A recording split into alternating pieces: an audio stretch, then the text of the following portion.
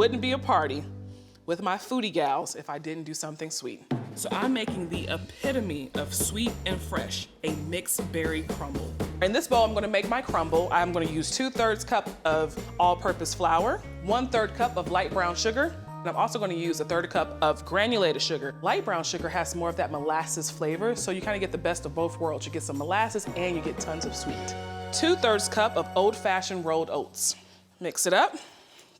What I'm gonna do is just basically macerate some berries and put this crumble on top. So the crumble is kind of like a streusel. You know, it's like sugar, it's flour, it's butter, and it has a little texture because of these oats. All right, we use a pinch of salt, about 1/2 teaspoon of cinnamon. Give it a mix. Now this is what makes a crumble, the butter. So this is very, very cold, unsalted butter. And what I like to do is just use my hands, almost like if you've ever made biscuits before, you break it down with your hands until the butter kind of turns into like a pea size. That's what makes a crumble a really great crumble, is when you get those, big chunks of like oats and sugar, delicious. So I'm just breaking down my butter, making sure that my mixture is nice and moistened. All right. So I've got my ramekins here and my mixed berries. I have some strawberries, some blackberries, and raspberries. I'm gonna macerate these berries. That's basically just bringing out the natural sweetness with a little lemon juice. I'm also gonna use the zest of a lemon as well to really brighten up this dish. I'm going to use the juice of 1/2 of this lemon and 2/3 cup of granulated sugar.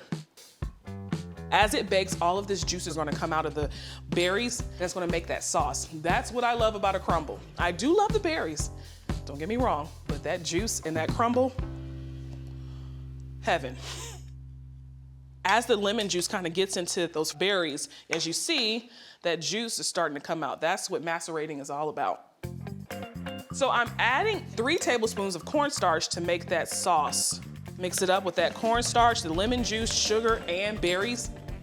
And I've sprayed each ramekin with some nonstick spray so the fruit does not stick to the bottom of it. All right, I'm going to evenly divide the berries into each of these ramekins. And if you don't have ramekins at home, you can use like a casserole dish or a cast iron skillet.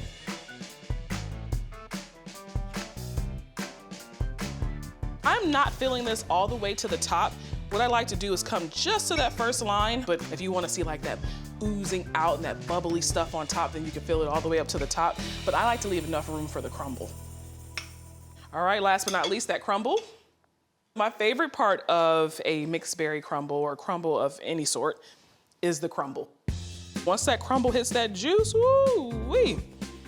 And then it's nice and hot and you put a little ice cream on top. My gosh, oh yeah. I have my oven preheated to 350. I'm gonna bake these off for about an hour. All right, look at that. So pretty. I'm good to go. Oh, this looks so good. Oh my gosh. I made you all a mixed berry crumble with a scoop of vanilla ice cream.